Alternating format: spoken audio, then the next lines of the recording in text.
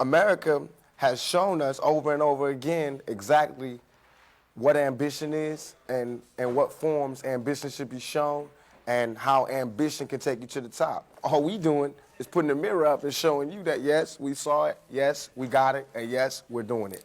So that's what this video is about. Way back. All right, I'm gonna let you guys do most of the talking, so no doubt. we have speed, you ready? All right, so first of all, just simply explain the concept of the video to me. What we're trying to do is use intellect while we rapping. So what we wanted to do is, since everybody feel like it's their duty to say how we are portraying gangsters and gangster music and we are dirtying up the airways and people's houses with gangster music, we wanted to put the mirror up to show you where we got these gangster ideas. So we took all these scenes out of classic movies with gangsters in them.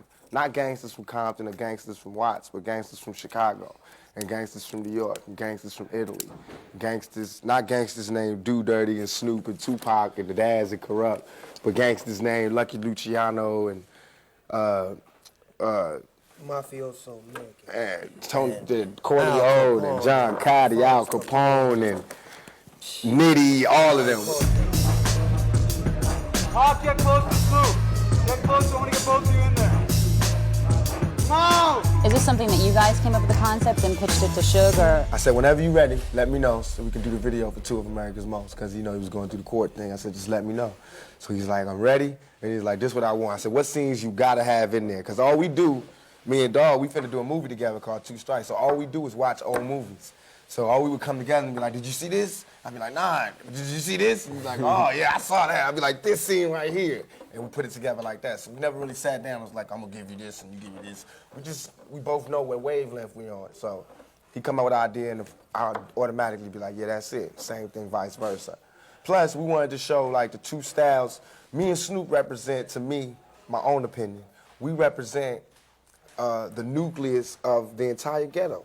I represent the hardcore, grab at you, no holds barred, no prisoners, relentless, hustle to the early morning hustler type of person, thug, you know. And Snoop represent the more calm, all legit, right by the book, no waves, let's get our business handled. You know what I mean? We both represent, you know what I mean? Both sides of the game. The calm one and the relentless one. And no one knows which side is more appropriate or which side is more profitable, but we're showing you both sides. And if you look at our lives and look at our music, you'll see where each side takes us. Because right now, we side by side, hitting them up through this whole industry, through this whole world, we hitting them up side by side. Right. So how, last time I saw you was at the LBC video shoot. How are you popping up in this video today? Actually, these is all the homies, and they got together to do this video for Tupac. I mean, actually to do the song for Tupac's album. And now we getting together again to collaborate to do the video. That's what it say what the song say, ain't nothing but a gangster party.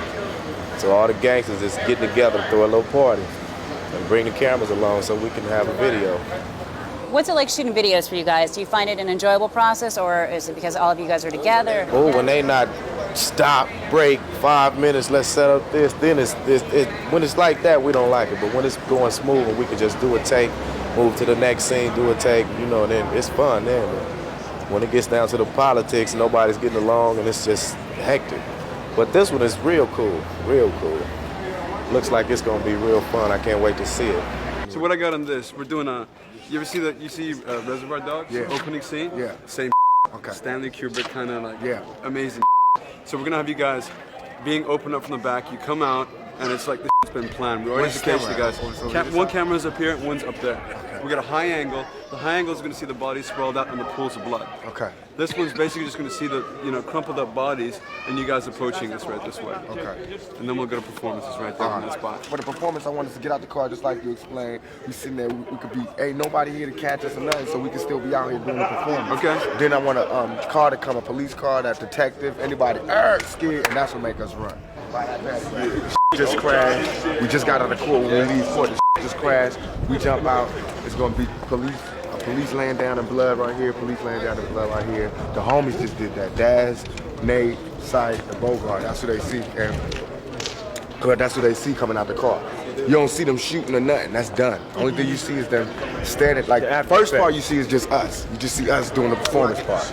Then after we finish the performance, at the end of the at the end of our lyrics for Gangsta Party, when it's just going over like, yeah, West Coast, that's when the car pull up. They all get out the car. Snoop, what's it like, sort of taking direction from Pac when you first? I mean, I know he know what he doing, and I'm looking at it like this. He's a critic, a fan, and a friend. You know what I'm saying? It's the same way I am of him. And first of all, to look at it like that, you got to say, well, I like his music, and I know when he's tight and when he's not tight. So he's gonna correct me and say, well, look here, dog, that's the bomb. Keep doing it like that. The same way I'm gonna tell him, and that way we ain't gonna never go wrong because we don't have no egos to where he can't tell me nothing, I can't tell him nothing. We look at each other like your word is good, and that's the best business in the world. Whenever you could tell somebody that they ain't right, and they give you that nudge and say, all right, it's cool, let's move on.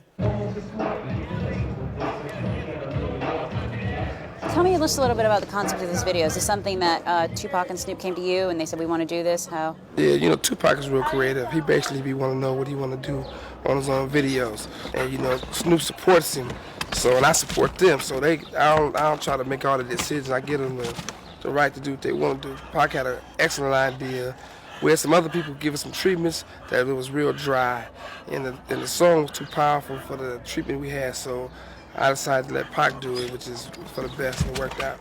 Is Pac almost taking a director credit in this, maybe? He's the director of it. He's definitely the director of it. I think we've probably been directing the majority of his videos, but people probably just never gave him the credit. So this time, on Death Row, he definitely gets his credit. When you guys were writing Two of America's Most Wanted, were you writing it sort of almost as like a f you to like the Bob Doles of the world, or people that censor things like that? Or Me what did you guys have in when mind? I wrote it, I was so happy that Pac was out of jail, you know what I'm saying? I was happy, and I was like, damn, I got to give up my best performance. Yeah. You know what I'm saying? To compliment him and not to take nothing away from him, but to let him know that I'm with him. It's just like, okay, the song is 4 minutes, right? You got a certain amount of time to say what you gonna say. So I wanted to be precise to say what I wanted to say. I wanted to let people know I was thinking about my case, and I was thinking about him as well. Because if they take me away, they gotta let him go. So he gonna be speaking for me while I'm in, like I was speaking for him while he was in. So this just networking and letting them know that you can take one of us, but you can't take us both. And if you let us both go, that's where you really did up. When I was hearing about who was the most dangerous rapper, and all, it was always Snoop. And when it wasn't me, it was Snoop. And I was like, damn, we on the same record label. I know these people are really thinking like we are like the Antichrist. And I remember being in the studio and it'd be me and Snoop, and he had his son in there, and I was in there, and just being out of jail, you know, still having the emotional responses that somebody has when he just got out of jail for a year for a crime they commit. And he in there fighting a trial for murder. We in there with kids and just all our dreams in front of us, all our hopes in front of us. And doing that song was like irony. You know what I mean? Because it was like, in the song, we the big bad guys, but in real life, I mean, this dude a daddy. I mean, a doting daddy, like a pushover daddy. You know what I mean? And I'm just me, you know what I mean? So it's like when they look at us, it's like they look at us like two different people. So that's why Two of America's Most Wanted, although it is frighteningly true, it's really just like a joke. Is there definitely more collaborations of you two in the future? Do you guys think that you'll get back in the studio again together? Oh, we got like 5 songs. We did a whole lot of songs together. I know that, like, individually, when I've interviewed both of you, that you've always been a fan of Snoop's and you've always been a fan of Tupac's. Were you guys intimidated at all to go in the studio together? No, I mean, you bring the best out of me, you know That's what how I'm it saying? is, yeah. It's like Michael Jordan and Magic Johnson on the same team. Healthy. You know what I'm saying? When you look at it, look, the way we look at it is like myself, sometimes I look at it and think about the kids coming up today, how do they see us? Because I look at how I seen like Aretha Franklin and Marvin Gaye and all those people, the Temptations. You looked at them like giants, and when Marvin Gaye did something with the Temptations, anybody did something together, you felt that. You was like, whoa, man, it made you be together. You know what I mean? It made us be together because we felt them like, damn, these two giants can get together. So that's how it is when me and Dogg feel it. That's why I be telling them we gotta work. We gotta do songs with Mary, because Mary's the new Aretha Franklin. We gotta do songs with Danny Boy. Danny Boy is Sam Cooke. We gotta do this. We gotta carry on the tradition. We might not say our things as sweet as they want us to say it, but we are the next generation, and we are going to carry on that tradition. And when people go back to see what we was living like in 1996 and what was going on and how did we feel, I'm almost willing to bet my life, and I am betting my life, and Dogg is betting his life, that it's going to be our stories that they're listening to. Exactly. I can guarantee you.